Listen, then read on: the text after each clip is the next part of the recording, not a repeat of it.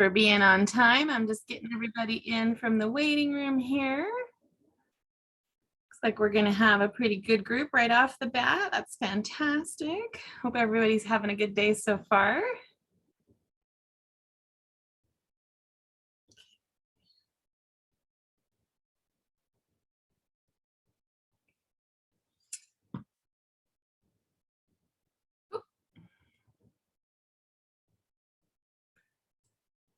Okay. Oh, one more. All right. I think that's everybody from the waiting room for now. So in the interest of time, we will go ahead and get started. And if you see me looking away, that's just because I'm going to let other folks in as I hear the chime go off. So thank you so much for joining us this morning for session 16. We are recording like usual. So just wanted to remind everybody of that. And you should be seeing my PowerPoint screen, or excuse me, PowerPoint share at this point on the Zoom screen. And like usual, if you want credit for I can't talk, I'm so sorry. If you want credit for today's participation, please send me an email and I'll make sure I get that added to Midas or send you a certificate of completion, whatever is appropriate. All right. So today's agenda, we'll do our quick welcome, some updates and introductions of presenters like usual. And then we'll hear from Clarissa and Cuong on prevention science, followed by their coordinator, Tanya Albernos, who's actually stepping in for Kathy Davis. Kathy got called away to respond to a situation. And we're going to just move on in the stead. All right. So for a quick mindfulness this morning, I thought we should all just share in the chat a quick hello. I am seeing some new names on the list this morning. Over the summer, some of the districts have hired additional staff to act as mentors. We've now got some gang prevention advocates, attendance monitors, school social workers, and a handful of other individuals who are working with students and who participated in the Check and Connect training. So if you want to pop in a quick hello and maybe which district you're with, that would be fantastic.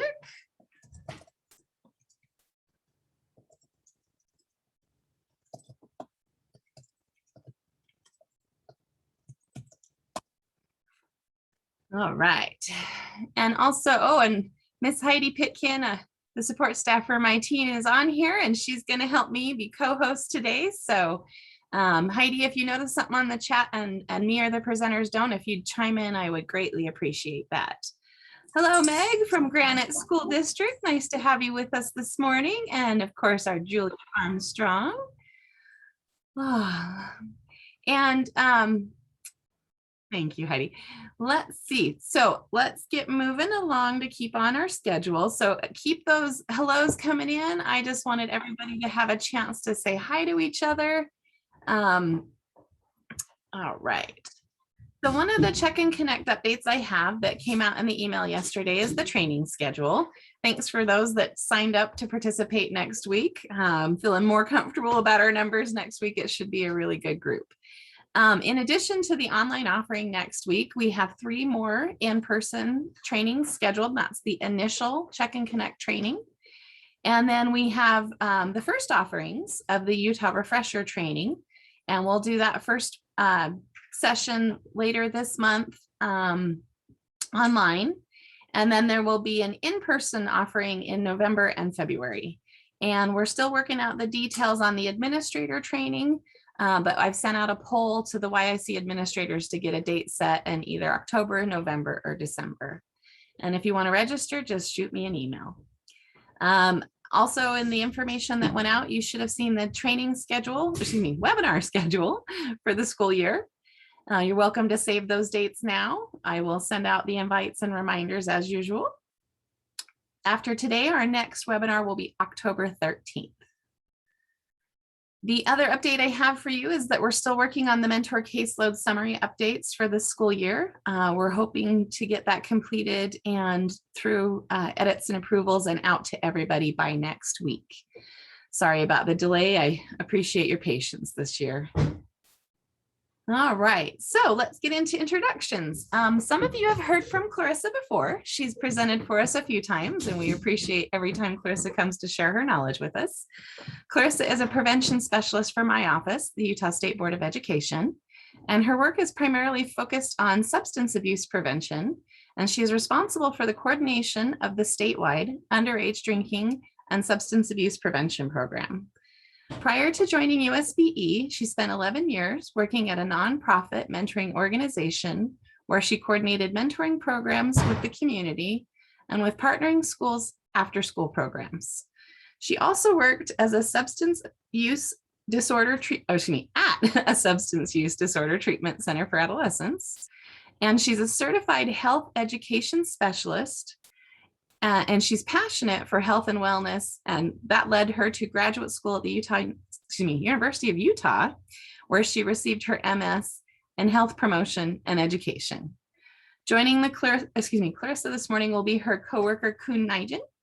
And Cuong is also a prevention specialist at the State Board of Education.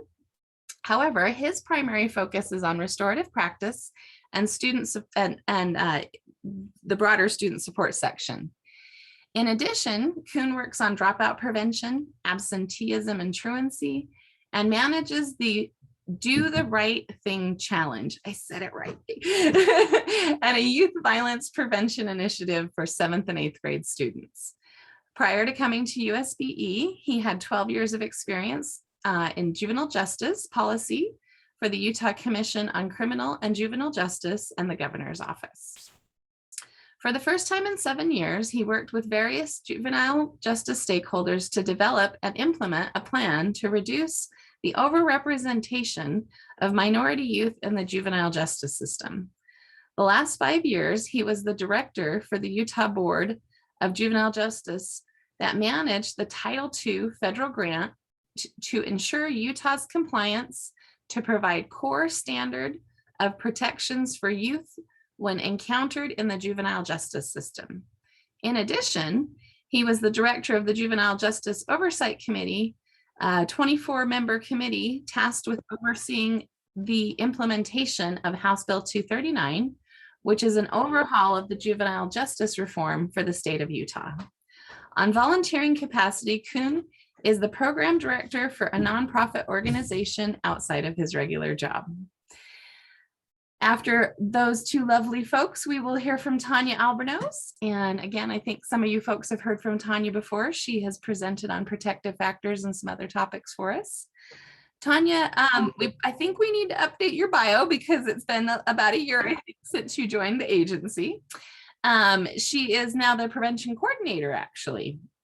Early in her career, she worked as both a caseworker and a child welfare ombudsman. And for the last 11 years, she held a position in the foster care program administrator with the Division of Child and Family Services. And that included responsibilities such as training caseworkers and stakeholders, writing law and policy, overseeing contracts and partners, and researching the best implementation to improve the program. During her time as a foster care administrator, she passionately worked to improve educational outcomes for children in foster care and dedicated much of her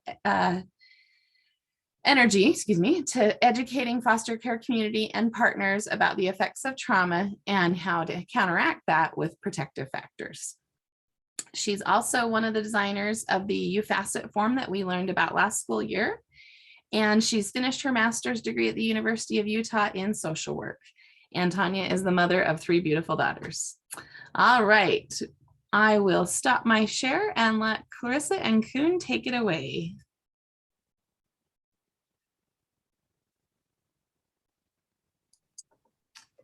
Okay, how does that look? Can you see everything okay? Yeah, okay, perfect.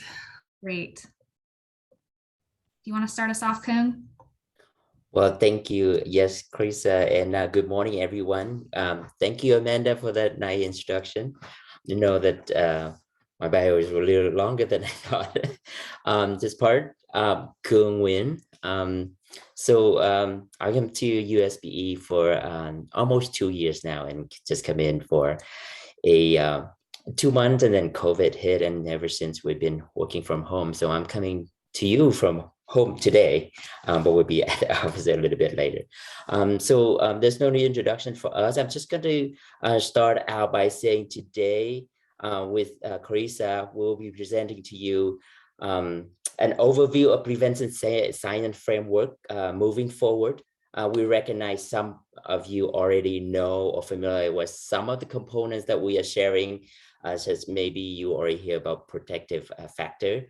And some of you may not. Our focus, though, is to connect all of this component as a prevention science, as a full picture, so that when you do the work, that it is not siloed, that you not do alone. We want you to make an interconnection between all of this component as the full picture of prevention science. Furthermore, we're presenting with this framework, you will be able to identify an area for collaboration with prevention and identifying resources with either within your school, school itself, school district, or with the communities and other state agency, and including community or nonprofit organization. So the goal here is to not do work alone and not do silo. We have a shared mission, I think, that is to support students with a safe and resourceful learning environment, right? The prevention and student support team here mission is to work systematically to provide support to increase student access and reduce barriers which prevent students from experiencing success in school. The team provide resources and support in school in the area of attendance, bullying, child abuse, gang, human trafficking, substance use, suicide prevention. And we want to build it on a foundation of equity, trauma-informed care, and restorative practice, which I am a certified trainer, and I will share with you on that framework and how it's applied on the daily interaction with youth. So by promoting this wellness for a full child, right, a whole child, this team contribute to the Utah State Board of Education mission for preparing each child to be ready for college, career, and community ready upon their graduation. So the prevention staff has wide expertise in this topic. When it's necessary, we also contract out and get expert come in and share that work with us. So we encourage you to take note at the end of the presentation on how you can solicit, contact us on each of this topic training. It's called Training Request Portal. The following presentation framework is our contributions to this mission, and we look forward to sharing with you and learning from each of you as well. So with that, Clarissa will go on to share with you prevention science that our team has, and then I'll follow up with restore practice on the application of that, and then we'll conclude with Q&A if there's time. So with that, Clarissa, you want to take it away? Yes, thank you, Cuong, for the great introduction and kind of setting the stage. So one thing that I would like to invite all of you is to consider some learning intentions today. So we invite you to critically consider the degree to which you're currently incorporating elements of prevention science into your interactions with students and into the work that you're doing. And one way that, so if you walk away from this training today and you can identify at least one way in which you're already incorporating elements of prevention science, then that's successful. We also invite you to critically consider how to more effectively incorporate elements of prevention science into your interactions with students.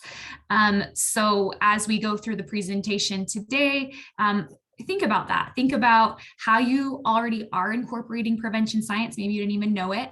And think about other aspects of prevention science that you can continue to add to the work that you're doing to enhance the work that you're doing. So again, as you walk away from this presentation today, if you can identify at least one element of prevention science that you can begin to incorporate with your interactions with students, then I think we can feel like today was a success. But before I get into the overview of prevention science, I want to start off by answering the question, why prevention science? And I think that USBE's vision can help with that answer. So USBE, so State Board of Education's vision is that upon completion, all Utah students are prepared to succeed and lead by having the knowledge and skills to learn, engage civically, and lead meaningful lives. So, and I think that's probably a vision that we can all get behind. We all want the kids that we work with to be successful. And I think that we've also all seen the consequences of things like substance use or bullying or violence, or dropping out of school. So, and you might have seen that not only in your community or the school, you might have seen, or you might even be working with a student who is experiencing some of the consequences of substance use or violence or bullying. And so those consequences can really become a barrier to leading meaningful lives, to achieving USBE's vision. But the good news is that prevention science can enable more students to avoid the consequences associated with various unhealthy behaviors or various problem behaviors. Prevention science increases the odds that upon completion, students are prepared to succeed and lead meaningful lives. And so when we implement programs and interventions that are based in prevention science, we can be more confident that those programs and interventions are going to be effective, and we can be more confident that we're having the positive impact that we want to have. So a foundational concept that's found within prevention science is referred to as risk and protective factors. And it sounds like you've already heard a little bit about risk and protective factors. I think I've talked a little bit about that before in a substance use prevention presentation. I know Tanya's talked a little bit about that as well. And the reason you've probably heard it before is because it is so foundational. Risk and protective factor prevention is based on the simple premise that to prevent a problem from happening, we need to identify the factors that increase the risk of the problem developing and then find ways to reduce the risks. So risk factors are basically factors or characteristics that lead students to be more likely to engage in problem behaviors or to have various health concerns. Protective factors are factors or characteristics that can buffer against those risks, that can provide protection, so that even if they have risks in their lives, the more protective factors they can have, or that they do have, or that we can give them, the less likely students are to go on and to engage in risky behaviors. The risk and protective factors have been categorized into 4 main domains. So we've categorized them, or prevention scientists have categorized them into community domain, family domain, school, and then they've kind of combined individual and peer together into a separate domain. So we'll get into the different domains and so you can see what some of those risk and protective factors are. And in prevention science, you will hear the term shared risk and protective factors, and that's one way to help focus the prevention work. So, for example, on this slide here, you can see on the top row, you can see various problem behaviors, unhealthy behaviors, and health concerns. And then in the column on the left, you can see various risk factors that have been associated with the different behaviors or health concerns on the top row. If you look at, for example, extreme economic deprivation, there's an X under almost every column here, except for depression and anxiety. So extreme economic deprivation is a risk factor for substance use, delinquency, teen pregnancy, school dropout, and violence. So if we were to be able to decrease extreme economic deprivation within a community, over time, we would expect to see a decrease in substance use, delinquency, teen pregnancy, school dropout, and violence within that community, because we focused and eliminated a risk factor within that community. So you may have less influence in the community, but one area that you all may have more influence in would be the school domain. There are two big risk factors that have been found that kind of have been categorized into the school domain, and that is academic failure beginning in late elementary school, and then lack of commitment to school. So as you can see here, you can see if a student has a lack of commitment to school. You can see here on this chart the different areas that that is a risk factor for. Now, just because a student is not committed to school, it doesn't mean they're going to automatically start using substances, but it does put them at higher risk for engaging in that behavior. So I'd like you to just consider in your mind how you already are, or how you might start to influence the students that you work with, and maybe motivate them, and maybe help them find their commitment to school. Or maybe what are you already doing to help with academic success, or what other strategies can you think of? So you don't have to share it, but just something to start thinking about how you might be able to influence these risk factors with the students that you work with. Again, I don't want to spend a whole lot of time listing out all of the risk factors, but you will have access to these slides, so you can go through and look at these. But I do want to point out how many shared risk factors are found within the family domain. So that, I think, is very important to keep in mind as you work with students and with families, and see if, and consider, ask yourself, how can I decrease family risk factors? How can I increase family protective factors? And again, we'll get more into protective factors later on.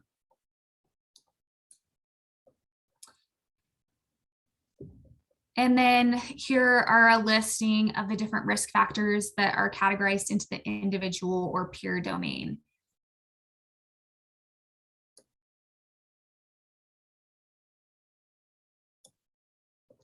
Okay, so on to protective factors. So you might have a little bit more control over protective factors. And remember that these can help buffer against any risks that students have within their lives. So for example, let's look at cognitive competence. That's something that, students are in school to increase their cognitive competence. And this is a great example of a shared protective factor, because cognitive competence can be a protective factor against all of the behaviors and health concerns that are listed on this slide. And so again, just wanted to point out that sometimes if you want to have a focus, it's helpful to look to the shared risk and protective factors and consider, okay, how can I influence those shared risk and protective factors?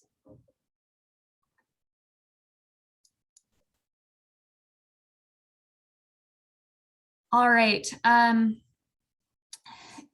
This is something that I'll just point out that I think you as a mentor, or you as you're working with students, these are other ways that you can influence students. You could direct them to opportunities for positive social involvement. You could recognize them for their positive behavior, and you are already providing some bonding, like you are a pro-social person in their life. And as you bond with them, that is a protective factor for them. And as you connect them with other people who have other people who are pro-social or who have positive behaviors, that you are incorporating another protective factor into their life, as you teach them how to develop friendships, as you kind of help them with skills in developing and maintaining friendships with other people who have positive behaviors. That's a protective factor. So to find out what risk and protective factors that are most prevalent in your community, you can actually check that out. There is a survey that students in 6th, 8th, 10th, and 12th grades can complete every other year within the school setting. They complete this survey if the school or district has opted in and their parents have opted in to complete the survey. And so this gives us a good idea of what are the risk factors and protective factors that are most prevalent in a certain community. So it's the Student Health and Risk Prevention Statewide Survey. It's more commonly known as the SHARP survey. And it's designed to assess substance use, antisocial behavior, and risk and protective factors. We also don't want to forget about trauma and how that is a risk factor, and that it can, as a student experiences adverse childhood events in their lives, that does put them a greater risk for health concerns and various behaviors that can be unhealthy. So just to briefly go over this, there have been a few different studies on this. Originally, the 10 experiences that you see here on the slide were the ones that were initially looked at. There was a group of employed people in Southern California who were patients. They answered this question or this questionnaire about, thinking back to your childhood, did you experience any of these things here: physical abuse, emotional abuse, sexual abuse, mental illness in your family, things like that. And what they found was that patients who did experience these different adverse childhood events were more likely to have mental and physical health challenges in their adulthood. And what has been found is that as students or as kids experience adverse childhood events, that can disrupt their neurodevelopment, which can lead to social, emotional, and cognitive impairment, which can lead to the adoption of health risk behaviors, disease, disability, and social problems, which then can lead to early death. So we definitely know that trauma is a risk factor, but as we've been talking about, there are protective factors that can buffer against the risks. So it's not all bad news.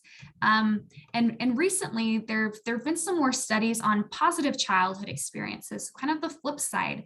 And so one study had adults think back on their childhood and ask them, how often did you feel able to talk to your family about your feelings? How often did you feel your family stood by you during difficult times?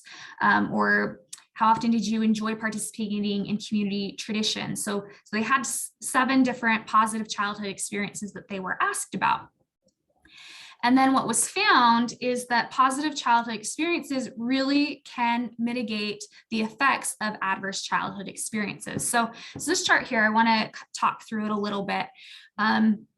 This chart is referring to people who had 4 or more adverse childhood experiences in their childhood. And those who had 0 to 2 positive childhood experiences in conjunction with their 4 adverse childhood experiences were a little over 60% of those people had depression or poor mental health. Whereas those in that category of 4 or more ACEs, if they also had 3 to 5 positive childhood experiences, then there was a smaller percentage that had depression or poor mental health. And then even further, if they had 6 to 7 positive childhood experiences, even though they had 4 or more adverse childhood experiences, they were significantly less likely to have depression or poor mental health. So I think this chart can be really telling of how important it is for those of us who are working with students to do what we can to increase those positive childhood experiences for those students that we're working with. And so here's the 4 building blocks, some focus areas for you. So one is relationships with the family and with other children and adults through interpersonal activities. That's one way to get in positive childhood experiences. Another is safe, equitable, stable environments for living, playing, and learning at home and in school. And then another is social and civic engagement to develop a sense of belonging and connectedness. And then finally, emotional growth through playing and interacting with peers for self-awareness and self-regulation. So if we can incorporate these 4 building blocks into the students' lives that we're working with, we're just providing them with more positive childhood experiences and help mitigating those adverse childhood experiences that they might be experiencing in their life.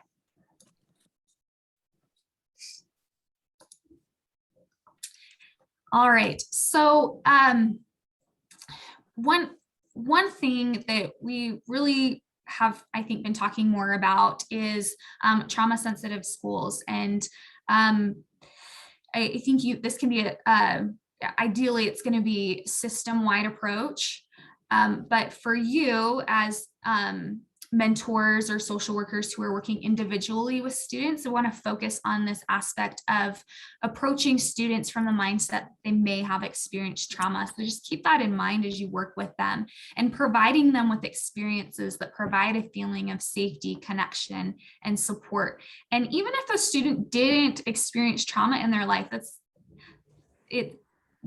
having that approach, providing them with feelings of safe connection and safety, connection, and support, is just going to benefit all students. So evidence-based practices are a part of prevention science. So this is the gold standard for helping people. Evidence-based practices are supported by a substantial body of research. They're identified by a panel of experts as an accepted evidence-based practice, and evidence-based practices must be implemented with fidelity. And so basically, if you're implementing a program that has been researched and found to be effective, that's an evidence-based program, but it's very important that it be implemented as it was designed and as it was researched, so that you know and can be more confident that you're going to have the most positive effects that were found in the study, because that's what was studied, that's what was found to be evidence-based practice, that's what was found to be an evidence-based practice. And so that's why you hear a lot about implementing with fidelity. Okay, so there are a few different levels of prevention. Again, this is all part of prevention science. That there's, the universal prevention, which can be kind of similar to tier 1, and that's where you're working with the general student population. The intent here is to reduce or eliminate risk factors and increase protective factors. And an example of that might be the Botman Life Skills Training. That's a program that's in every school right now, or will soon be in every school.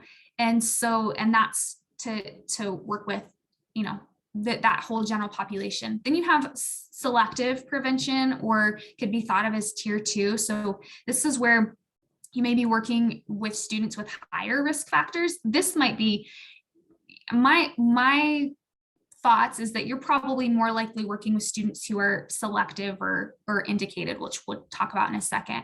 But in the selective category, these are students who have higher risk factors. The intent here is to address early identification of those at greatest risk and provide targeted interventions. And then indicated, or tier 3 prevention, that's where you're working with students who are already affected by the problem, and you want to intervene before the issue gets worse and reduce negative long-term impacts. So a program level example of that might be the NOT, Not on Tobacco program, where it's like specifically meant for students who have already started using tobacco. And so again, those are just the different levels of prevention, which is all a part of prevention science. And again, I don't know if well, this might be applicable for social workers, but there are various program directories that you can go to that will list if a program is evidence-based or not, basically, and it'll state, okay, is this an emerging program, one that has, there's some positive benefit here, or it's based in science, or is it promising? Is it effective, evidence-based? And as you go higher up the pyramid to evidence-based, that's where it's going to have the most research behind it and the greatest outcomes, positive outcomes associated with that program. And so you can, if you are interested in seeing what evidence-based programs that are out there for various problem behaviors or health concerns, you can go to any of these program directories, and each program directory kind of has a different focus, but you can check out what programs are out there and considered evidence-based. So now that we've talked about the different levels of prevention, the different programs that can be applied to different students, there are a few frameworks that have been developed that help organize the risk and protective factors into one approach that schools can use, or that you as a mentor, social worker can look at and use as well. So one protective factor framework is the Youth Strive strength-based approach. And the Youth Thrive framework is backed by research. It has categorized the protective factors into 5 main areas: resilience, positive social connections, knowledge of child and adolescent development, concrete supports in times of need, and cognitive and social emotional competence. This is a framework that the USBE prevention team is planning on using going forward. And it's just a very simple framework. So when you're thinking about a student that you're working with, consider, okay, does the student have skills of resilience, or can I teach them that? Do they have positive social connections? Do they have knowledge of their development? Especially, for example, trauma and how that can affect development in the brain. Do they have concrete supports in times of need? And do they have cognitive and social emotional competence? These are all questions to ask yourself. And if not, start brainstorming ways in which you can add those protective factors into that student's life. Social development strategy. This is another strategy that you may have heard of, especially if you've been involved with the Communities That Care or CTC coalition. This is the framework that they use. It's just a different framework to organize protective factors into a strategy for action to promote positive youth development. So again, it's just another framework. You can use this one if this is one you prefer. But ultimately it talks through, the goal is healthy behaviors for all children and youth. You start with healthy beliefs and clear standards. You build bonding, attachment, and commitment. You provide them with opportunities, skills, recognition, and then you nurture their individual characteristics. So just again, another way to look at incorporating or increasing protective factors into students' lives. So other prevention principles you could take into consideration when planning to implement school-based prevention programs are found on National Institutes on Drug Abuse's website. So these principles are based on research, and while they're listed as drug prevention, keep in mind that most risk and protective factors that are for drug use are risk and protective factors for other problem behaviors as well. So these principles can be used to prevent a variety of problem behaviors. And so you can just see here, I'll just touch on a few that skill building in elementary schools is really important, focusing on teaching them self-control, emotional awareness, communication, social problem solving, and then academic support, especially in reading. And then skill building in secondary schools, it's can we increase their study habits and academic support, increase their communication skills, their relationship skills with their peers, self-efficacy and assertiveness, and then are we providing them with drug resistance skills?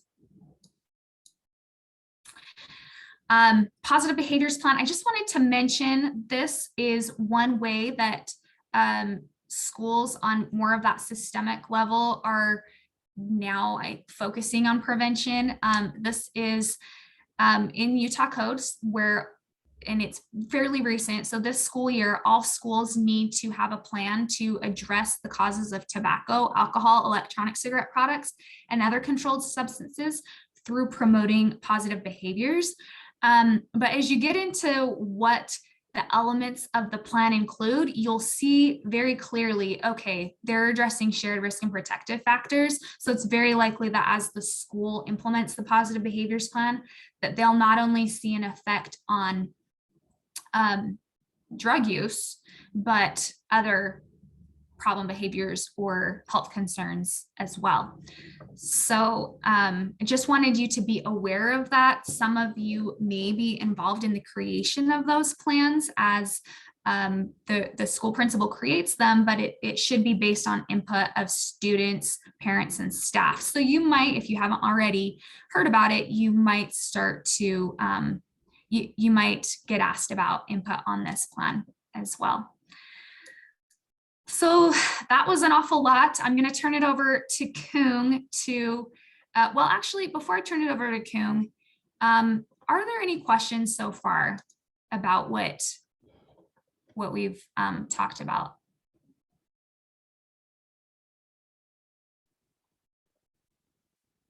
Okay. All right. We'll have time at the end as well. I just wanted to ask just in case. So I'll turn it over to Cuong to share additional evidence-based ways in which we can prevent various problem behaviors. Thank you, Clarissa. It's awesome to share space with you working as a colleague, and then Clarissa has a wealth of information, always task-oriented, come to her, and then always can find answers. So thank you for the information you've been sharing this morning. And as you can see from the framework at the earlier about risk and protective factor, go into trauma-informed care, trauma-informed perspective, and then later on share with you the possible program that you can implement, evidence-based best practice. And if you can see, part of that is reiterate about the focus is on building and increasing protective factor for our youth, right? And that part of that is relationship building, peer, and then building a positive environment. And where you are and where you're working, maybe at school, working with YIC youth, right? That's where you have the most impact because you are in contact with youth and you have that opportunities.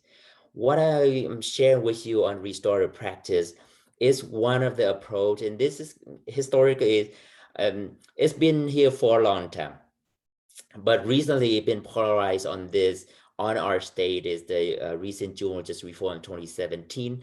Part of that, like certain aspect of school-based behavior and refer to the legal system is not working. So therefore, we keep the low-level school-based behavior infraction at the school, and then encouraging school to develop a way to address those at the school level. Exposing kids and given outside of school is a time lost in learning, right? And so we want to keep youth. So part of that is relating to responses to school-based behavior, various choices, including mental outreach team, youth court, other program that school can use, including restorative justice restorative practice program.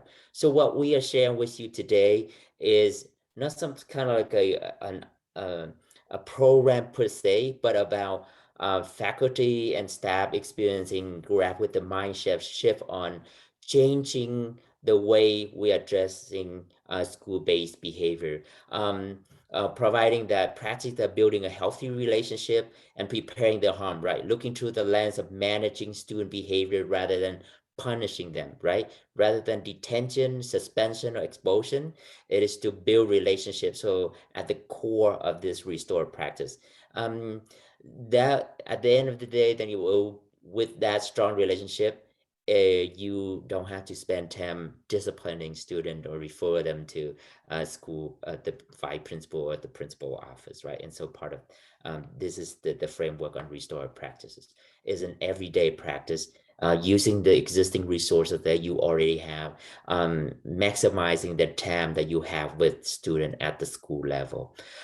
Before I go further, just a full disclosure, this is a material from International Institute for Restorative Practice. They are, as the name say, international, so they work with different continent, different country, and approaching in terms of building relationship.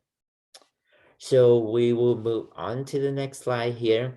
The framework is that the belief is that human being a happier, more productive, more likely to make positive change, the positive behavior plan that Clarissa mentioned earlier, in their behavior when those in position of authority. So you as a teacher, as a counselor, as a mentor, you have authority over with the students. Do things with them rather than to them or for them. So don't do vote, but work with them, build the expectation, and give them the skill necessary to move on and achieving the expectation that you set together. So in that framework, restorative practice working is building on relationship and connection. So the three word is RCA, relationship. Research has shown that building a strong relationship improves student learning. I mean, I'm preaching to the choir here. We need to connect by creating a relationship. The first step in relationship is we need to create or develop that relationship. The next step is that you actually have to work to maintain or sustain that relationship, right? And then at time we have to prepare relationship too. There are different point of view and things can get rough and has friction between the relationship, then we have to prepare that. And what are we talking about, right? Relationship between student and student within the classroom, or at the ICU going to school in that program. Student to teacher, right? Teacher to teacher, or the teacher to school administrator at that environment. What is the relationship? And those relationships show how the environment and how a youth feel, not just know, but feel about being there at that environment, right? What about other relationship that you haven't thought of? Maybe with the school secretary, maybe the janitor within that building. If you in school, certain school have school resources officer, how those relationships are paired out, how it look like. We need to talk about the relationship, how it really look like, how it feel like, and how it sounds like on each of those relationships. So you have to spend time on building relationship. And every day you have time with those youth, the work that you do with them, that's where the opportunities come. And as we go a little bit further, earlier we talked about the building protective factor, right? Connecting social, and then the environment, talking about community. This is where you can create, with individual relationship, you can build a community within that, right? Again, you have to build or create that relationship, maintain and sustain, and sometimes you prepare. But within that group, that's where community come in. And with the communities, you not just say, oh, we are now as a community, like we are today as a learning communities. They need to feel accepted, feel connected. You need to create so that I feel part of the group, right? That's where the community building. And when you have relationship and communities, when a student misbehave, it's easier to call out and then reiterate the expectation that you have in, and then how can we work to reduce or eliminate those misbehavior as the student come out. And if this is relating to trauma informed, right, the symptoms that the student behave is a displacement of symptom of more attention, something underlying. So if you understand a framework of restorative practice, trauma informed, the experience, the challenge they may have, that's why they calling for attention. So instead of punishment, you want to look and say, what happened, right? Can you dig it deeper and getting more information, and maybe they need just the attention and connecting to services rather than they're displaying behavior just because they are disobedient. So those are the framework that you can apply on the daily basis. Moving on to the next one. So looking at the IIRP social discipline window, we're talking about here we have on the left-hand side of your screen, from the low going up is the control, or the other word of using the expectation of the youth when you encounter with them. Low expectation, high expectation. And then on the bottom, going to the right, is that the low support, the encouragement, the nurture support that you have for the youth, to high. And so the four window here is the to, not, for, or with. So the to is the punitive, where you have a high expectation of youth. I need you to do this. You should know better. And if you didn't do what I expect you to do, right? Go into the corner, get out of the classroom, go to see the principal office. So very punitive approach. When there's a not, is like, okay, no expectation. You are here, class. There's homework. If you want to do it, do. You don't, that's fine. If you're tired, then don't do it. That's fine too. Think about that environment, how it's influenced others. Like, oh, I can be that behavior too. Say, I'm just tired, or I'm mad, or whatever, right? So no, low support and low expectation of youth, or in other words, neglectful. And if we move to the for, or permissive environment, where students, you have absolutely love your student, love your mentee, share with them, bring them candy, and just let the student do whatever they want. I mean, at time we have that, especially if you have kids, like, okay, get the candy, or get that a soda drink, and then don't bother me, right? And so very permissive part of that, very low expectation. But when you come and we move to the very top left, there is the with, right? The restorative there is that this is what you need to do when you're in class. This is what you need to do when we're in this environment. This is how you do it. And if I expect you to do that. And if you can't do it, I'll work with you to share the expectation that you have. So that's in a nutshell a framework of the punitive, neglect, permissive, or restorative. The restorative practice is that every day and every encounter is intention to provide that expectation and share that support, or giving the support, the skill the student need to perform at that level. And so that, I think the next slide show what it means to be two, is to say, right, this is your behavior, drop down and do 20 push-up. But what I did do, just drop down, do 20 push-up, or stand in the corner, right? So military, very commanding order there on the top left. On the bottom is like, okay, daddy do whatever, daddy needs to socialize too, right? And to communicate and on computer, and then let the kids being there, just holding the teddy bear. So very neglectful, not, right? There's one, and if you are parents, or managing a classroom with a group of student youth, at times they just on your back, right? So you can't even control them, do whatever you want. And then where on the top right is where you see, okay, homework need to be done. Mommy will be here and work with you on that. It is expected that you do the homework. We'll do this, and then after the work done, we'll have a reward or celebrate, or parenting and child timeline, right? So this is just a demonstration of the to, the not, the for, or the with. It's not to say that we are in this framework. It is we're probably going to check times that where do we what trigger us to go to which window, and where do we tend to fall in most often, and then the consciously every day practice the implementation, right? Hence the practice every day applying to build relationships. So you share, I will work with you. So there's expectation, here's the skill that you need to do to get where you need to be. So that's the main framework, foundation of restorative practice. We'll move on. So through this process, it's important to engage with your student, engage with adult in the building on whatever decision, rules, or classroom norm that you have.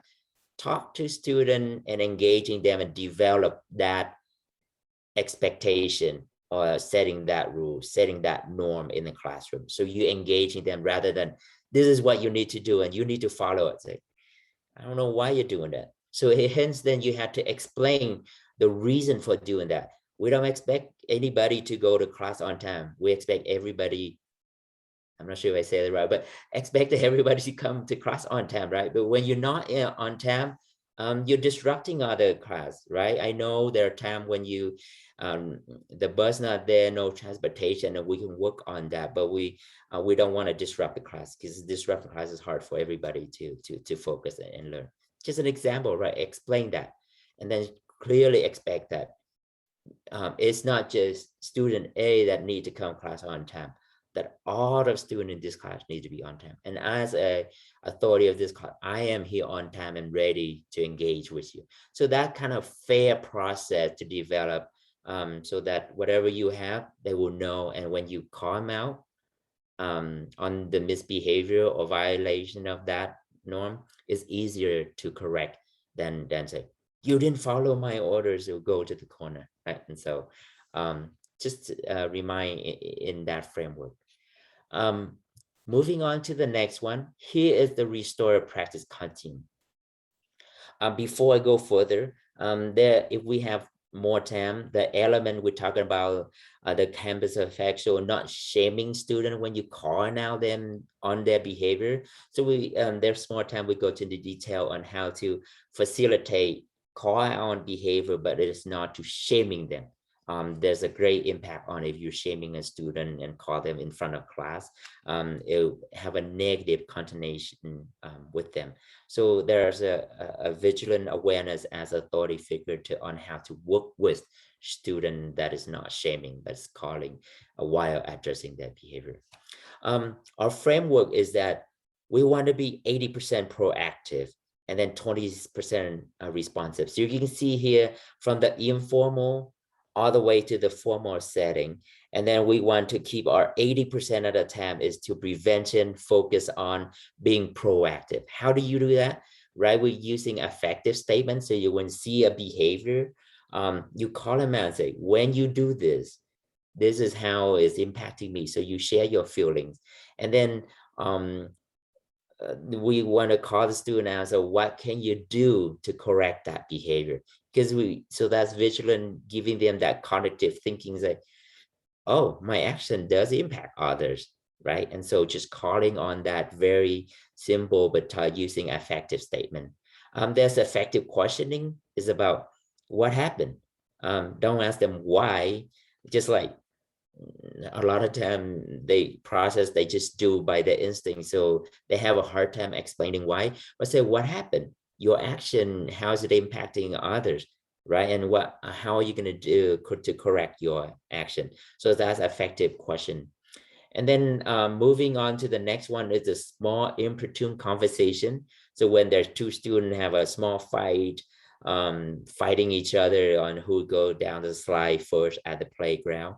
And that's not an okay behavior, right? But it's not up to the level that you have to send them to the principal office. So therefore, call them out, have a conversation, and using the effective question on both ends, and then have them work it out, right? Help facilitate that conversation. And then another big piece, and this can be a miss in terms of if you have heard before about restorative justice, or restorative practice.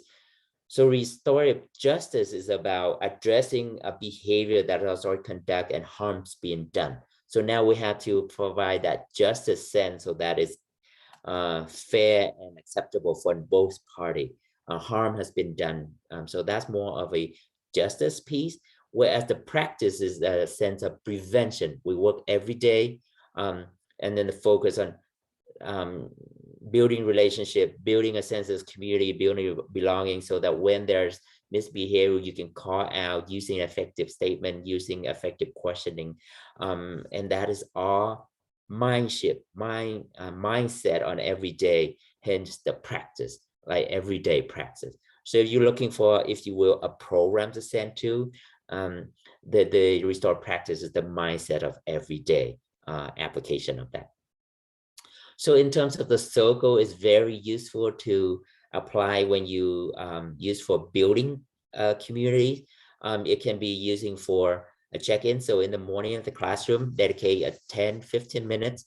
Everybody have a chance to talk in a circle. You can pose a question on how you're doing, just a check-in, check-out, right? Or can you use at the end of the beginning of the day check-in, or the end of the beginning of the week, just to check in on Monday morning, and then on Friday after the class, leave it 15 minutes for everybody to check out what you learned this week. What's what you learned, how you feel about this week, kind of questions, so everybody have a chance to talk. So that's part of building communities too.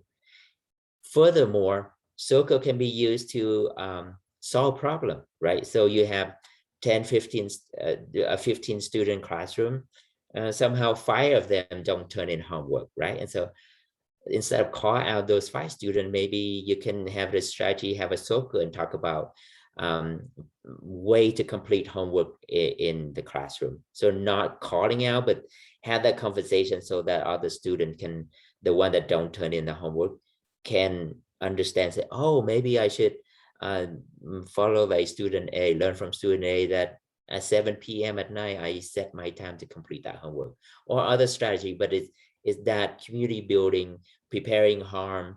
It can build relationship as part of building community as part of the circle. And then furthermore, the last one is the responsive or reactions to address is the formal conference, which is take more time consuming. This is when a behavior is committed, harm has been done to others, and then the restorative justice piece is where a formal conference coming in, and you don't want it to address at the legal. If you go to the legal, well, of course we want to do it legally. It's not violating the law, but when it's not violating our law and there's harm been done, like a fight, a push to the ground kind of thing, the harm been done, then there need to be a coordinator. The school principal or the school administrator need to be informed. You assign a staff to talk to both parties, the students who misbehave, and then you talk to one student who's been harmed, talk about it, what happened, what do you see, what needs to be done to prepare that harm. Both parties has to agree, and then their supporting system. So their respective supporting system would be parent or guardian or grandparent, be involved, inform that process. This is what they plan to do. Do you agree with that? Are you okay with that? So have a pre-meeting conversation, and then you inform the school administrator or school principal, a building administrator on that framework. You call all parties together, let them talk it out, and then they agree on that. Is called the formal conference or restorative justice piece that I want to share with you. So in that, it's more reactive and the harm already been done. So we don't want to do that. We wanted to keep at the 80% at the front, from informal, using effective statement, effective questions, small importune, creating circles. So keep that at front and have that as much as possible in everyday interaction with you. So then evidence shown that it can eliminate a lot of issue down the line. Moving on, I think that's pretty sum up. I just share with you on in terms of effective statement. So it need to be a model appropriate communication, depend on age development, using the right term, elevate emotion as part of that conversation. Part of the conversation, you have to build empathy and perspective in that is share, and then teaching student how to be self-advocate. When you do this is how I feel, and then what are you gonna do to correct that behavior? So we have some of the example. Going to the next slide there, just to show, right? Jason called David stupid, right? So the teacher response is, when I heard you call David stupid, I feel sad because he is an excellent student, right? Talk about your feeling, I feel sad. And that he worked very hard. So tell the reason why you feel that way. And you need to think of a way to make things right the next time you see David, right? So the student can Jason can go over, apologize, and make things right? Effective question. So we talk about that is when you see things happen, you ask the student, right? What happened? What were you thinking at that time when you did that? Maybe hitting a student or kicking the table, whatever. What have you thought about since that incident happened? What has been affected? Who has been affected by what you have done, right? In what way? So we encourage them to think deeply. What do you think you need to do it right the next time, right? So that's the effective question that you ask when the behavior happens. So it takes a little bit of time from the authority figure in the classroom to address that. So this is the question number 2 on effective question is on the other side, say, this is where the harm been done to, or if you will, a victim, someone being hurt by the action. So then you, what do you think when you realize that that happened? What impact the incident has on you and other, and what has been the hardest thing for you? So we encourage deep thinking here. And what do you think need to happen to make things right? So when the one that get hurt or being harmed, share that, talk to the one that who displays that misbehavior, then they can work it out. And at the end of the day, it may be an apology, writing a letter apology, or just come over and say, share a promise that I won't do it again, right? So kind of that affective question. In both of those incidences, effective questioning, you can use that for a small importune conversation in that regard. And then I will end up that the next one will be on the circle, which I already talked to you about.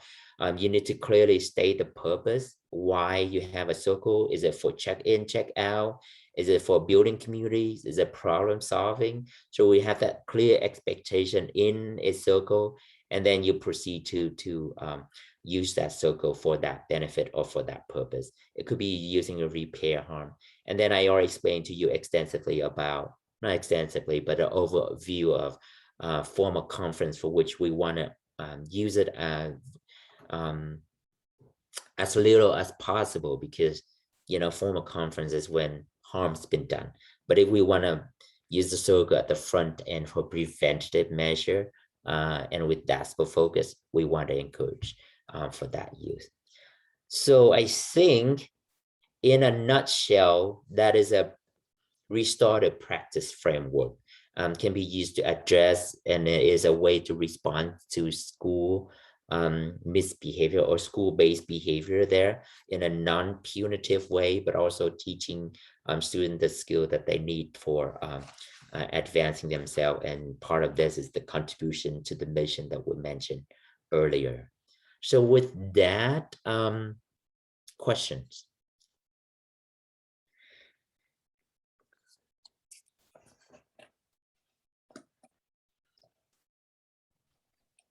Okay. Just gonna, I guess I'll just be adding that there are additional opportunities for training. Some of the topic that I mentioned earlier, we provide those direct training within our office. And when we're done, we can work with our vendor to provide those training. Just to share with you, this is our prevention and student service team. We're just 2 out of this 9 individual here. We have Amy, who is on absenteeism, dropout, bullying prevention, discipline and behavioral planning. We have Bethany, who's on school counseling, Kathy Davis, and some of you may have worked on the suicide prevention. Clarissa here is on substance use prevention. I'm do on the restore practice and do the right thing is my primary, and then help with Amy on other as well topic. We have Michelle, who is a counseling program specialist. Rita, some of you, if you work with gang prevention or student at-risk funding, she's the one in charge, and also she's overseeing child sexual abuse prevention, human trafficking, and gang prevention. That Tanya, who you will see a little bit later today, and then Tracy Venter, she's a director of Center for Continuous School Improvement. So this is part of our prevention and student service team. Lastly, I want to share with you that on the topics that you want, just click on the link Student Support Training Request portal. It's a simply saying, what do you need training with? When is your available time? And we just want your school administrator to know that you're requesting this training, and we process that. So submit this training as early as when you want, at least 2 weeks or 3 weeks, I can't remember, but give us plenty of time to prepare, and then we'll work to accommodate your needs in that regard. So that's it. Clarissa, do you have anything? This is our email. Anything you want to add, Clarissa? Thanks for letting us come and present today. If you have any questions, feel free to email us or reach out to Amanda. She can help connect us as well. So thanks for your time. And if you think of any questions, feel free to reach out. Thank you so much, Clarissa and Nguyen. That was a fantastic presentation. I think it was a good reminder of some information we did know, like we talked about with protective factors at the beginning, but some additional information. And I wonder if you're all feeling like me. I made a lot of notes, and that's a lot to digest. So I'm excited to take another look at the slides later and maybe have some questions at that time. But if you do, you're welcome to pop them in the chat, or like they've invited you to send them an email. Hey, Amanda. Yes. There is one question in the chat. Oh, okay. It's a basic question. Can we share this presentation with administrators or other school staff who may be interested? Clarissa's nodding yes. Sure. I think that would be great. And go ahead, Nguyen. So on the restore practice is a copyrighted material, so if you can share and not to distribute that, please keep that in mind. Is it overview? So just keep on don't share it widely, and then reach out to us. Yes, absolutely. That's exactly what I was going to say, Nguyen, is if you want to work with your administrator and put in a TRP request, Clarissa and Nguyen could present for your team. And that's, I find a lot of value when the whole team is together, because then you can kind of work together and have conversations about the information being shared. So put in a TRP request if this is something you would like to have done again for your team. And with that, I believe Tanya is online with us. And there she is. Hello, Miss Tanya. Thank you for joining I am. Can you hear me? I can, yes. Okay. Are we just jumping right in? If you're ready, unless you want to start somewhere else. No, I'm ready. Yep, there you go. Okay, give me 1 second. Sure. I'll get things set up here. It's always fun to remember which screen it projects on. Yeah. Okay, everyone. So I am filling in for Kathy Davis today, who was going to be presenting, but she was not able to come.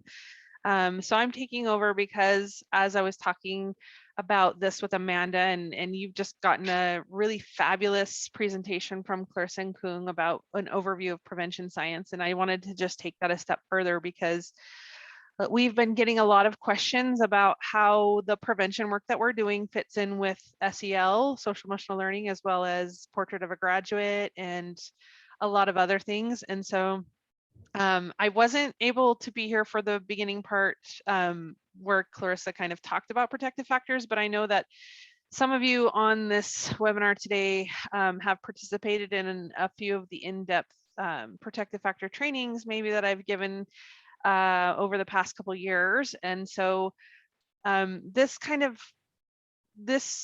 information that I'm going to kind of review today is to help you understand how that work really just fits in with everything else that we're doing, or everything else that other initiatives that may be occurring in within your LEA.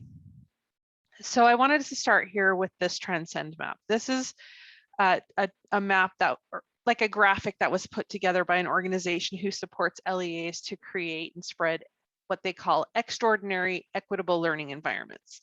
So this organization helps LEAs to design powerful learning experiences, and they have coaching and research-driven tools and a national community of supports and things like that. So as we were talking about with the leadership at USBE about how all of the different initiatives that we're working on within USB fits together, such as restorative practices that you just heard about from Cuong, and the trauma-informed interactions with students, and all of these other things, we've just been getting tons and tons of questions from people about how it all fits together with Portrait of a Graduate and everything else. So we use this as a way to kind of guide that conversation and to help people understand how it all fits together. So as you can see, this on the far left-hand side here, our graduate aims. This is the collection of knowledge, skills, and mindsets the learning environment is designed to foster. So the graduate aims are really what we're trying to help students achieve. This is the characteristics, the knowledge, the skills that we're trying to help them to develop. And that really aligns with what Utah's Portrait of a Graduate is. So if you've heard of the Portrait of a Graduate, it's really or if you haven't, it's really the board's way of saying, these are the skill sets and the knowledge and the things that we want students to come out of the education system having, right? When they graduate, these are the things that we want them to be able to develop to show that we've been successful with them. And you can look up, if you are not familiar with the Portrait of a Graduate, you can go to the board's website, and they have a whole bunch of, they have some graphics and some information about what's included in the Portrait of a Graduate. But there's skills like responsibility and communication and wellness, mental wellness, and things like that, along with those academic skills that you would expect to have them see. Thank you, Amanda, so much for putting that in there. Okay, so then if these are the things that we're trying to achieve with learners, really the other things that we're doing is trying to create the learning environment and creating those learner experiences to help students achieve that vision that's outlined in the Portrait of a Graduate.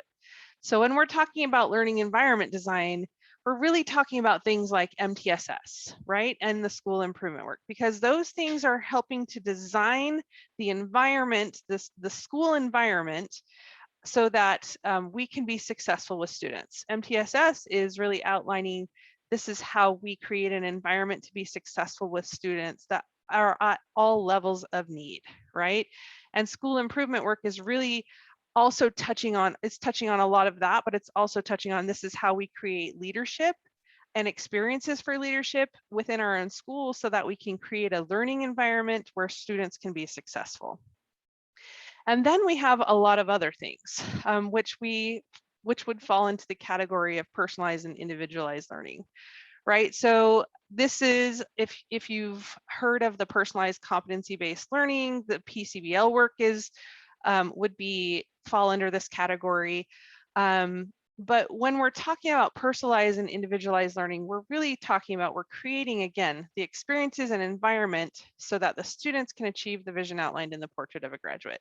And at the core of these personalized and individualized learning is, we're really talking about things that help create relationships with students, right? So trauma sensitive, SEL, restorative practices, equity, family engagement, least restrictive practices, prevention-based things that would help build protective factors, school-based mental health interventions, all of those things are services to support student needs and would fall into that category.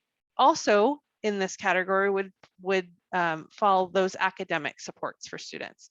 So you have both sides, the services to support student needs as well as the academic supports. Which includes all of these principles that are kind of encompassed by the PCBL framework. So we're talking about competency-based instruction. Students are able to demonstrate competency. They have effective performance on assessments. They have customized and flexible learning supports for their needs. We have high expectations and rigor. We have a personalized path for each student. So all of these things are encompassed both in the learning environment and the learner experiences design. So everything that we're doing at USBE to support these students and create that environment and experience for them to reach the vision of the portrait of a graduate, this is how it all fits together. And hopefully that makes sense. So where would you see that youth in custody fits here? Or the Check and Connect program or the mentor program?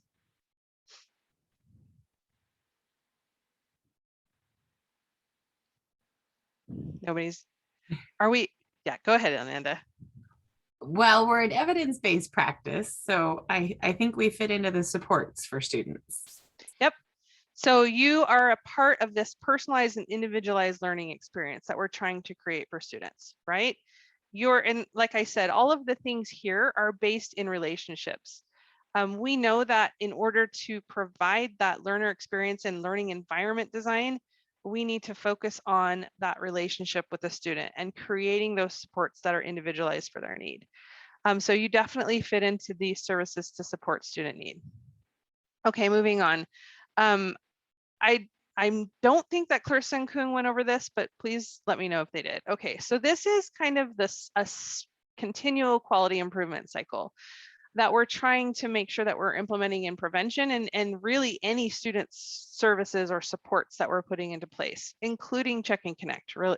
So when you're talking about implementing services at a systemic level or at an LEA level, we need to always be doing a whole system assessment of needs, right? So we're looking at our entire system and assessing where are the gaps? Where are there things that we're not doing so well in serving students? What are we doing well at? How can we build our capacity to do better? And then planning, putting a plan into place so that you can address those things, implementing the plan, and then evaluating how well that plan is going. So this is, we're talking about this at a system level. And this is what Amanda is working at for the Check and Connect program, right? So she's working to make sure that she's supporting LEAs so that the Check and Connect program is doing this continual quality improvement cycle so that we're getting the best outcomes we can for students. And I'm not going to spend much more time on that, just to say that we'll be working with LEAs to help them understand this process. But that's how Check and Connect fits in with this piece.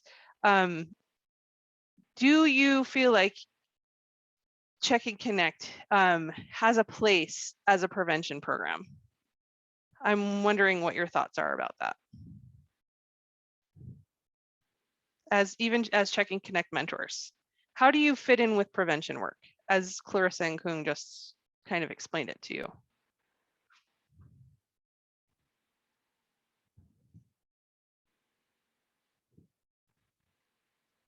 I think we have a shy group this morning. It's getting back. Maybe I'm a little too high. We can become a trusted adult. Yeah, so Michelle says we can become a trusted adult. Yep. And that helps that goes towards prevention because you're creating that relationship with a student and helping them develop those skills that they need even at a higher tier, right? Because the students that you serve are generally at a higher tier, but prevention work definitely needs to be done at that tier as well. And it's it's also a protective factor. Go ahead, Amanda. What were you going to say something? Okay. I'm going to move off of this. So many of you may have heard of, or your LEAs may be already ingrained in social and emotional learning work. And kind of what I want to show you today is how the protective factors and the framework fits in with the social emotional learning. So this is an example of a social emotional learning framework that's very well known and very widely used in the education field. And this is the CASTLE framework, and some of you may have been hearing a lot about CASTLE lately, but this is an evidence-based approach. They have research to show that this is something that is effective and provides good outcomes for students.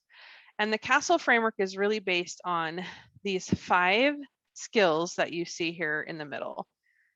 We're helping students develop self-awareness, self-management, responsible decision-making, relationship skills, and social awareness, right? And CASTLE has added that we're trying to do this in the classroom, within whole schools, also with families and caregivers, and in communities. So those are the arenas that they're trying to make sure that they're hitting all these as they're trying to work with students to develop these skills. And then these are the kind of the activities that we're doing, right? So we're creating an SEL instruction in classroom climate, school-wide culture, practices, and policies. We're providing authentic partnerships with families and caregivers, and we're giving aligned learning community opportunities to communities. So that's kind of a quick explanation of this framework. And as you can see here, we have the definitions of each of these SEL skills. So we're helping students build self-awareness. We're helping them be able to manage their emotions. We're helping them to understand perspectives and empathize with others, being able to establish and maintain healthy relationships, and being able to make caring and constructive choices about their behaviors. So this is the SEL framework, and a lot of this work is being done within your LEA right now. So now I want to kind of go into protective factors and how that fits. And I believe that Clarissa already kind of went through, like, these are the definitions of what a protective factor is. Okay, then I'll just skip through this. And when we talk about protective factors, we also talk about promotive factors, because we're not just wanting to reduce or eliminate risk, but we're wanting to actively enhance well-being of students, right? So make things better for them. And again, the idea is that as we increase protective factors, we decrease risk factors so that we can have better success with students. That's just a quick review of what Clarissa already covered. So the protective factor framework that we've chosen as kind of our guide in the prevention work is put forth by the Center for the Study of Social Policy. They did a ton of research to identify 5 protective factors that were the most important ones to help strengthen families and enable children to thrive. They synthesized it into 5 protective factors, and they started implementing it into programs to see if they could have success with students. And it really showed really positive outcomes for children and families. So then they also developed a Youth Thrive framework, which was geared more towards older school age children. And the framework focuses on making small but significant changes in the way that we approach students, right? At both the system, policy, and practice levels with students. So the framework really applies to your work because it's really can be integrated into the work that you're doing with individual students, as well as at the LEA level and at a systems level. And more than 30 states are using it. And some of the key concepts that are included in the framework is that it's an approach. It's not a specific program or model. It's not something additional that we're giving you. It's just a way that you can approach things and communicate why you're doing what you're doing. So Check and Connect kind of gives you the overall philosophy and principles of how you should work with a student, and protective factors can help you operationalize that. This is what I do when I go visit a student. These are the things that we're working on, right? It's a strength-based approach, so we're not looking at the deficits of the student. We're focusing on the strengths of the student. What is the student doing well, and utilizing that student's strengths as we're implementing services or skills or skill building or things like that. It's based on this prevention science concept that we're increasing protective factors, which is actually measurable, and we're not really focusing so much on the risk factors because everyone does that everywhere else, right? So we need to focus on building the strengths and increasing those protective factors of the student. It has a heavy focus on parent engagement, and what this would look like for a student in care or in custody would be you're working with, if the parents are involved and if it's appropriate for them to be involved, that we're building that relationship with parents and involving them. It's also, if parents are not involved, we're working with the substitute caregiver, so the foster parent or the proctor parent, that kind of thing. This framework really aligns with developmental science. It has all those concepts built in. So we're talking about giving services and supports for the student that's developmentally appropriate for their age and developmental level. And we're making small but significant changes into the way that we're approaching it.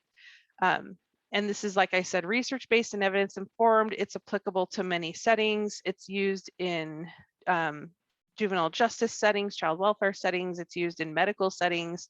So it's facilitating that cross-sector communication.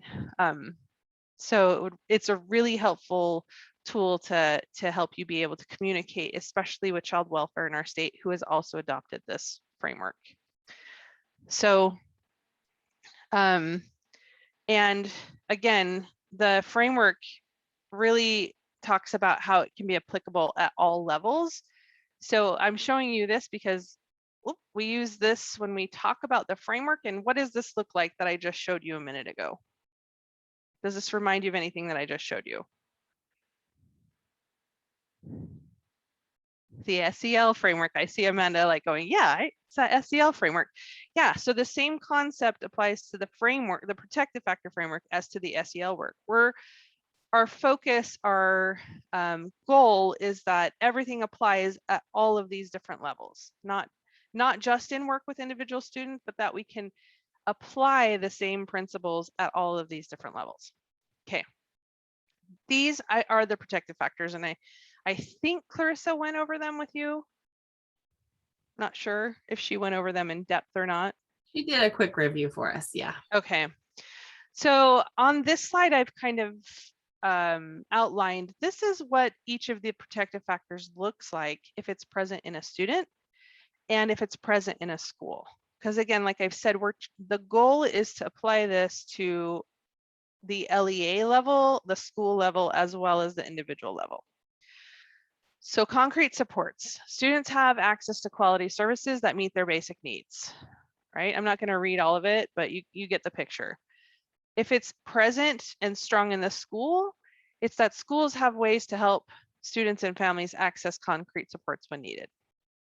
Also on concrete supports, there's a heavy focus on helping students and families understand that seeking help is a strength, not a weakness. A knowledge of development. Students understand important aspects of human development, including the effects of trauma on brain development, which is a really important aspect of this. That also schools are implementing policies and practice that reflect a deep understanding of trauma sensitive practices, right?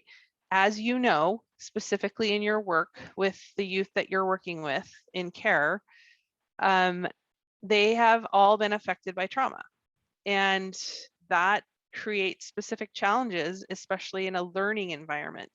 So we need to have our services reflect, and policies and practices reflect the knowledge of what those effects of trauma are, and have our services respond to that trauma as well, and help the student feel safe and connected at school so that they can learn and access those higher thinking parts of their brain. And the knowledge of development is just helping both the students and the schools understand this concept. Social connections is helping the students have healthy, sustained relationships with peers and adults that promote a sense of trust, belonging, safety, and a sense that they matter. And then if it's present in a school, the schools really they have help students develop the social skills necessary for forming and sustaining those relationships, both with adults as well as with their peers. Then resilience, there's been lots of talk about resilience. Students have the ability and skills to manage stress and function well when faced with stressors, challenges, and adversity. And schools integrate a strength-based approach into their culture and climate in order to help students develop a resilient mindset. And then for students in cognitive and social emotional learning, this is really talking about both the academic side as well as the social emotional side, right? So students have the skills that are essential to an independent positive identity and a productive adulthood. And you can see the skills listed there, but it's also talking about that we are also helping them develop the academic skills so that they can develop their cognitive learning as well to the best of their ability. And then if schools have this present, they understand the importance of both sides, academics, as well as incorporating SEL into their curriculum and building emotional intelligence and workforce readiness. So these are the 5 protective factors. This is the framework that we have been talking about. So that was a quick and dirty review of it. And I know Clarissa also talked about it. And we just kind of, now I want to move into the part where I show you how this fits in with social emotional learning. So here you see the social emotional learning framework, and then next to it, I've put the protective factor framework. And it kind of really does map if you look at it. So self-management, if you look at the concepts in self-management, really map to both youth resilience as well as the cognitive and social emotional competence. So we're helping students be able to manage themselves and their emotions. Self-awareness really maps to the cognitive and social emotional competence. Responsible decision-making also maps to the cognitive and social emotional competence, so they have the skills and the abilities to make responsible decisions. And then the relationship skills maps to social connections as well as social awareness. So we're helping them build those social skills. So you can see that the concepts that are generally taught in SEL learning are covered by 3 of the 5 protective factors. What do you see is missing?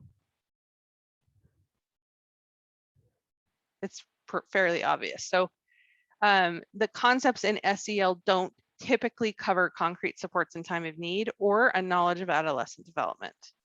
So we like to say that social emotional learning, as typically implemented into the school, are really only one, maybe a few of the protective factors, but not all of the critical protective factors that we need to be paying attention to. Does that make sense? I'm going to pause there for a second and let people ask questions if they have them.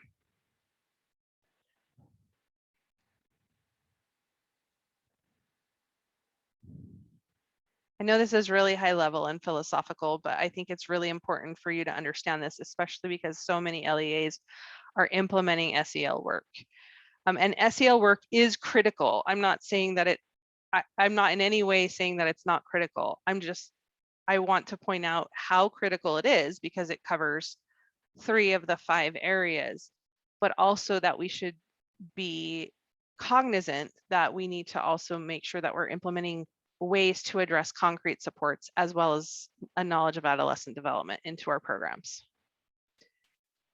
So it's a critical protective factor. So now, having talked about all of this, what are some of the strategies that you can implement in your own work with students to help them build protective and promotive factors? We've talked about what they are. We've talked about how it fits into the SEL work. What are some specific strategies that you can implement to help students build those protective factors? Some of you have been doing this work already. So we're changing our behavioral education classrooms to SEB, social emotional behavior. Oh, I love that so much. What district is that? Tooele. Yep. That is so amazing. I really love that change of focus. And that's what we mean by we're making small but significant changes in the language that we're learning, right? Because we're not so much just addressing behavior, but we're helping students build those social emotional skills that they need to be successful, right? We're not just addressing problematic behavior. What other strategies? As you're meeting with students that you're working with, how can you help them build these protective factors if you're a Check and Connect mentor?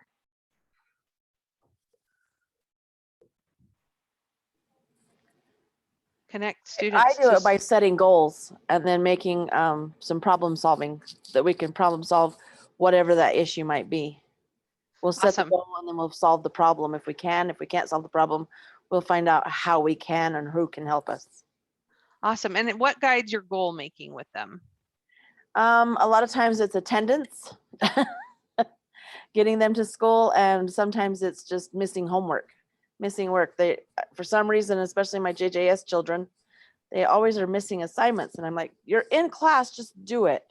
So we try to figure out why they're not. If they're struggling to take notes, maybe I can get the notes. It's a PowerPoint. I can have them printed for them. If it's just because they're being lazy and punks, then I don't know But what else to tell them. usually it's not because they're being lazy and punks. And No. usually the protective factors, and this is a great point, and this is why I wanted to bring it up. The protective factors will help you have that lens to say, what is it that this student needs to build in order to be successful? Why is the student not being successful? Is it that they're not able to be resilient? Are they not able to bounce back because of the situations that are happening in their life right now? Is it they need to develop some organizational skills, which is included in the cognitive and social emotional competence? Is it that they don't feel that they're lonely at school, that they don't have friends, or they don't have somebody that they can count on? That's a social connection issue, right? So the protective factor lens is something that can help you assess what are the types of goals that we can put in place to address the problems that the student is having to help them have success. Does that make sense? And Tanya, are you seeing the chat? There's a couple new comments. Sure, let me look at them. Also, I was going to add for the social connections, one of the resources that worked for a student I was working with was the kids, a student happened to have a very similar schedule. And so we talked to them about strategizing homework and, checking in with each other on, did you get yours done? And did you actually get it turned in? Because as we all know, done and turned in are two different conversations. So. Yep. And oftentimes the reason they're not getting work turned in might be because of one of these things, right? We talked about, I think we talk about in the Check and Connect training, I think you use an example, maybe you still do, about a student who didn't have an alarm clock in order to get up. And so that's a concrete support that they need, right? So that's how that can be communicated. So Meg says SMART goals as well for concrete supports in time of need. Yeah, and within concrete supports, we're making sure that they're getting the food that they need, right? They're getting the sleep, the rest that they need in order to function the next day. We're looking at, do they have clothing? Do they have shelter? Do they feel safe? And are they able to advocate for themselves and ask for help? Do they see asking for help as a strength instead of a weakness? And so that's all encompassed in concrete supports. So making SMART goals to address that, absolutely. I agree. Was somebody going to say something? Okay. I was going to say something. Sure. What I've really noticed, that's very important to these kids is that you show up when you say you're going to be there and you're available for them at all times, if possible, and that you're consistent. They need that support in that relationship with you. And they know that they can count on you. My high schoolers are like, Dawn, are you, when are you coming? They text me, I get right back to them. It's just huge to be there for them. There's sometimes you're in a meeting or visiting other children that you can't, but I'm really good at texting them and saying, let me figure that out, or I'll come over and see you. I'll be right over, as soon as I can, and stuff like that. So just consistent. When you say you're going to do something, do it. They need to know that they can count on you. Absolutely. And what protective factors does that go to, Dawn? What do you see that reflected in? Social connections. You are providing that student with a social connection and a model of a healthy relationship that they need in order to have that concept of what a healthy relationship is with an adult, right? Which is definitely, you're addressing their social connections. So as a Check and Connect mentor, one of your functions is helping them understand how to connect socially in a healthy and appropriate manner with an adult, right? So you're building that social connection protective factor within them as you're providing them the service. I think what has really helped me is I fostered for 20 years. And, when they live with you, it's a totally different ballgame, and I'm grateful for that opportunity that I had to develop relationships with these kids. And it's been a different journey to pull back from being foster mom to being mentor, but I feel like I've done really well with it. And but I definitely have some skills and lots of training. And so I just know that being there, being consistent is so important, along with so many other things. Yeah. And taking it a step further, once they've connected with you and you've been able to provide that stable, safe relationship for the student, the next step would be to also help them find other safe, stable relationships, right? So once they have that concept of that frame of what a healthy, appropriate relationship is, then one of our jobs as we're connecting and providing this relationship with students is to help them figure out how to do that with other people, especially with their peers. So that I'm just helping you understand how these protective factors fit in with the work that you're doing. So somebody says reward-based feedback. We really focus on positive behavior and bringing positive behavior to attention. The students definitely crave positive attention and praise. And we've noticed, oh, it skipped. I can't see the rest of that.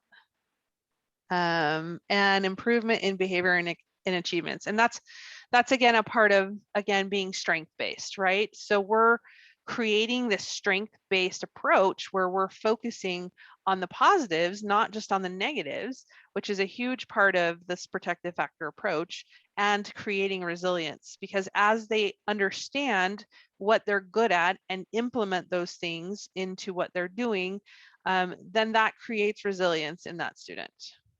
So very good. Somebody else said, we set students up with an after-school karaoke program or karate program, and have found that having that as an outlet after school has led to less anger in schools. Yeah, and why would you think that is? If you look at this protective factor, what are the areas that the after-school karate program might be addressing?